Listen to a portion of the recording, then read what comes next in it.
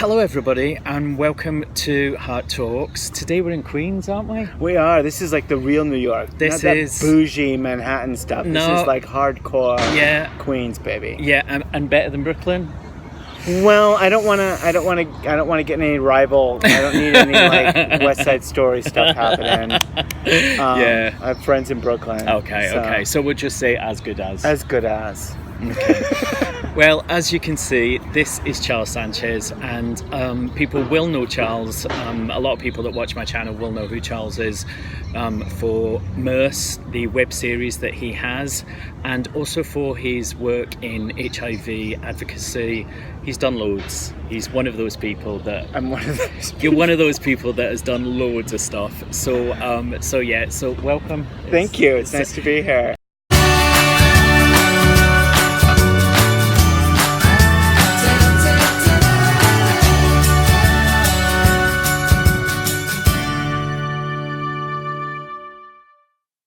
I was just going to ask you some questions today. Talk about Merce, definitely. Because if you haven't seen it yet, you have to get online and see it. I watched it again last night. Really? I watched all of the episodes. Oh wow! And it's hysterical, and it's sweet, and it's funny, and it's silly, and it's camp, and it's a bit Broadway. You know, it's very theatrical. But there's also a really important message behind it. I think not more than one message. You know. Certainly. So where did Merce come from? What was the background from it? Well, the original idea for it, every time I saw HIV in the storyline on television or in a movie, it was always sad. Mm-hmm. It was always like a violin playing, someone dying. Yeah. And either it was a history lesson about the AIDS crisis, which is important, or took place, it just was always sad. Mm-hmm. And I thought, that's not my experience. And I really don't know a lot of people living with HIV that have that tragic experience in their day-to-day. Yeah. So I wanted to create something that was more my experience. Right. And then I also I like musicals. We like it to be fun. So I wanted to show someone living with HIV who had like a great family life, great friends and family, who was dating, who had an active sex life. And then we made it a musical comedy, because what's more fun than that? That's more fun, yeah. My background's musical theatre, and I know, when were you diagnosed, Charles? I was diagnosed in 2003. 2003, so 3 years before me.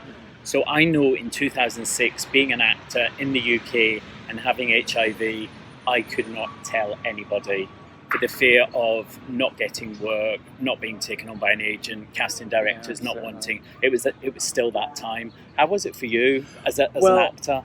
Well, I was living in Little Rock, Arkansas at the time, and I was not really acting that much. I was doing more creative work, like I was a musical director at the dinner theater there, and so that's what happened when I got diagnosed. I had sort of left my acting career behind, and so I've kind of come back around to it on the back end. Now I'm performing. And certainly I'm performing in Merce, but I'm creating my own work for the most part. So I'm leaving out the agents and the managers and stuff. Yeah. And I've also found, interestingly, that I've been asked to be involved in other projects through people saying Merce, saying like, hey, we want you to be in this reading, or we're doing this little small production, and that's a surprise. That's the same as me. Yeah, it's the same thing. I haven't had to deal with prejudice in the acting community so much, but I think also when I got diagnosed, one of the things I decided, I think everybody has to decide this for themselves, like how much you're going to disclose or not. Yeah. And my diagnosis was very serious. I was diagnosed with AIDS. I had 3 or 4 opportunistic infections, had pneumonia, I almost died. It was very dramatic. I think God did that on purpose, because he knew I needed some drama in my life to get it through my head. But I kind of was like, is this it? Like, is this the end of my life? And I remember thinking, no, maybe not. Maybe I can be that guy who has HIV and it's okay. And I am that. Like, I know I have friends who've said like that I've changed their minds about HIV. Yeah. And because I'm someone in their lives that is doing okay. Yeah. And that is healthy and active. In the 80s and 90s, there was only one story, wasn't there? There was one path, and for the majority of people. So it's I think it's important to have something like Merce so that you can see that there are people out there like Merce living their life and, you know, having fun and dating and being normal. Being normal. You know. Well, it's one of the things about HIV and AIDS. We've got this collective like scar from the AIDS crisis. You know, like it was so devastating. It was so difficult to look at. It was so frightening worldwide. And I think that it's really hard to turn the tide now, even though we've got medications that are really amazing and people are living longer lives and healthier lives. And there's U equals U. There's the fact that, you know, if you've got an undetectable viral load, you can't transmit the virus. Yep. That's insane news. Yeah. And to tell people that and to really get people to understand that and believe it, is hard. And I think it's partly because of that big shadow that we have. So Merce, as I say, season 1 is online. I know you've been really struggling to get season 2 to happen, but a little birdie told me that it's nearly there. It's nearly there. We shot season 2 a year and a half ago, and we've been in post-production ever since. It's crazy. Yeah. Editing, and then there's been some financial bumps that we had no way to anticipate. But it's really exciting. What we wanted to do with season 2 was build on season 1 and kind of make it more. Our point of season 1 was to show somebody living with HIV that was normal. Yeah. I kind of wanted people to forget that Merce had HIV by the end of the series. You know, like just because I don't punch the face. That's not all, It's not everything that is happening in his life. Season 2, we decided to kind of like, let's put some more issues. Let's see what we can do. So we talk about secondary conditions to having HIV. We talk about PrEP, we talk about U equals U, we talk about slut shaming. There's a serodiscordant relationship. So there's a lot more things happening, but still within the musical comedy format. Yeah. So. All really important things, but it's the way you present them to people, isn't it? I think with some comedy, with some music, all these kind of things, it just makes it easier for people to digest and take on and remember, you know, and hold on to. So I'm really looking forward to season 2. So when? Oh geez. Well, the editors are putting the final touches right now, and our composer is scoring all the episodes. Okay. So like putting all the background music in because the songs are already written and filmed. Right. So those are the last 2 touches. The composer said that he was going to have them all done by the end of May. So that would mean we could launch as soon as June or July. Everything crossed. Yeah. Cool. That would be great. And season 3? Oh, God. People have been asking me about season 3. And what's stupid, like, I'm like, oh, God, I can't even.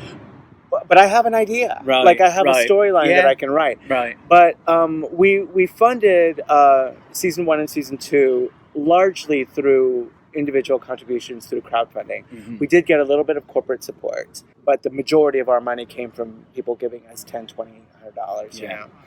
And crowdfunding is really, really difficult. It's really challenging emotionally. It's asking is hard, isn't it? Yeah. And it's really begging your family and friends and everybody you know.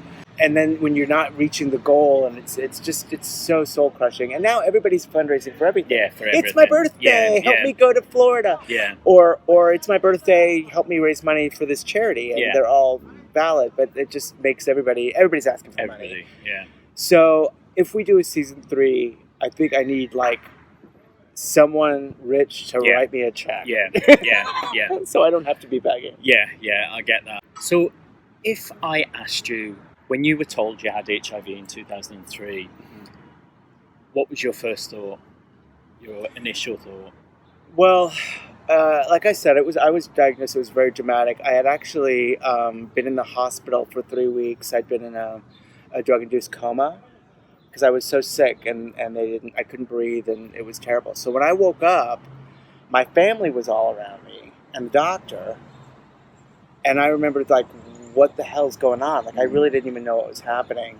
When the doctor told me that I had, advanced HIV, I think he even said the word AIDS, right. Which makes it so much scarier. And but it's my diagnosis. That's my T cell count was 4. So that's pretty intense. That My is viral load intense. was through the roof. So I was really scared. I was really sad. I was embarrassed because I also felt like, like how could I have been so unaware of what was happening in my own body? Because the doctor said that I had probably been infected a long time. Like Right. I'd probably been seroconverted years before. Right. So I just thought, wow, I've really been out of touch with myself, and it just scared me. And I didn't know, I wasn't sure what to do next. Okay. And I wasn't sure, like, even if I wanted to go on. And if I ask you the question now, how you feel about it now, how you feel about being HIV positive now? It's been a really good teacher. Mm-hmm. Like, I feel like I'm a better man. I'm certainly more compassionate. I'm certainly more engaged in my community. I let the little stuff go. Yeah. And I don't feel as embarrassed about saying no. Right. So I think those are the big things. But I think my compassion growing, and it continues to, which is a surprise. But I think you have to make a choice, and not only like how you're going to disclose or not to certain people, but either you're going to crawl into a hole and become a cocoon, or you're going to reach out. And I chose to like use the big mouth that God gave me and do this. Yeah. So obviously I told my story in my one-man show, and I know how I felt opening that door and telling everybody that I had HIV, and it was a massive thing for me. How did you feel doing that? Because obviously in Merce, once that's out there, it's out there. It was something else. Luckily, like the biggies in my life had already known. Like my family knew I had AIDS before I did, because I was in a coma and they had to make medical decisions for me. So like that big one that a lot of people who get HIV struggle with telling how they're going to tell their families. My family knew before I did. Yeah. And a lot of my close friends at the time also knew before I did. Right. So that kind of made it easier, because then it was easier to sort of navigate who I was going to tell. Yeah. And as far as Merce is concerned, I remember like not quite being ready. I kind of was just doing the work of writing the show and putting it out there, and doing everything to get season 1 out. Mm-hmm. And once we started getting publicity, once people started writing about it, and we were in like Pause Magazine, and that's when I realized, like, I said to a friend of mine, like, oh my gosh, the first thing that people are going to know about me is that I have HIV. Yeah. Like, that's how I'm going to walk in the door. Mm-hmm. And he was like, yeah, well, me too. Welcome to my world. Yeah. And so it was a little daunting at first, but I think because the big ones were in my personal life were already out of the way, it made it a lot easier. And it's not something to be embarrassed about. And I like, it took me a long time to realize, like, I got HIV from being a human being. Yeah. Like, it was not because I was good or I was bad or I deserved it or I was being punished. You weren't doing anything that was unnatural. No. You were just being a human being. Yeah. Living your life. I guess those were all, I think it was quite cumulative. It was all of it that needed to happen for me to get to where I am now, where I'm just like, yeah, guess what? We have HIV. We got it together. Yes. Not the same. No, it wasn't like that. Well, that I remember.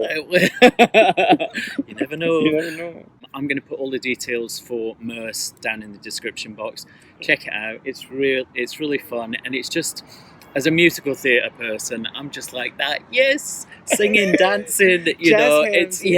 So what about just quickly the music? Who did you? Are you writing? No, music, I wrote the script, but for season 1, the music was written by a composer named Kenny Kruper. Mm-hmm. He's fantastic, and for season 2, we have 2 composers, Rob Hartman and Adam Rainier. And so they each wrote 4 songs. Okay. And Adam is also doing the scoring. And I see for season 2 that you have some new characters. We have some new characters. Yes, I see 1 or 2 faces in there that I recognise as well. Yes. We've got some people in the HIV community that are involved. So Brilliant. Mark S. King, who's, if you don't know him, he would say he's very famous on the internet. Yeah. So he's big in the HIV community, and he's coming on as Merce's Aunt Bless. Yes. And he is no offense, honey, but he is the ugliest woman you have ever seen. He is. He's a very handsome fella, but in drag, he's not good. Not good. It's Yeah. no bueno.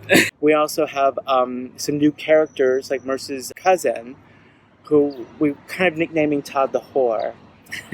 And he's engaged to marry this woman, Lisa Minnelli. Lisa with an S, not Liza with a Z. Yep. And so there's a lot that happens in season 2. Okay, and there's an amazing relationship between Merce and Mama. Yes. Which is kind of overprotective and OTT at times, but also really sweet. You know, it's like, I can't remember which one I was watching, but it was when you'd had the breakup and she came and she was there at the end of the bed, you know, and I thought, oh my God, that's a nightmare, but it was so funny, so funny, you know, that, so that's a really sweet relationship, you know, although it might be a bit OTT, but so I'm really looking forward to seeing what happens. Well, my co-producer, Tyne Furman, he plays my mother, Mm-hmm. and so he's in drag the whole time, and Merce's relationship with his mother is long distance, so most of the time the conversations they have are on the phone or on the computer. Yeah. So it's kind of fun that's it's kind of a modern thing that we see that they're hardly ever in the same room together. Yeah, it's great. It's really good. I love it when you hang up on her. She's still talking, and Merce just goes, "Yep." That's real life, baby. That's just true. Well, thank you, Charles. It's been great talking to you. Thank you. It's a pleasure. As I say, all details will be down below. Please remember to like, share, comment, and subscribe. If you have any questions about HIV, then you can check out Charles's channel and all the things that he has going on. You can ask him questions. You can ask me questions. There's nothing that I wouldn't be comfortable being asked, and I'm sure you're the same. We're just very open and willing to talk about it. I enjoy sex questions. So if someone has a sex question specifically, yeah, I enjoy that. I thought you were just going to say you enjoy sex. Well, that too. That's all right, right? We're grown. That's okay. That's allowed. That's allowed. So as you heard, any questions are fine. Absolutely. So thank you, and see you later. Thanks.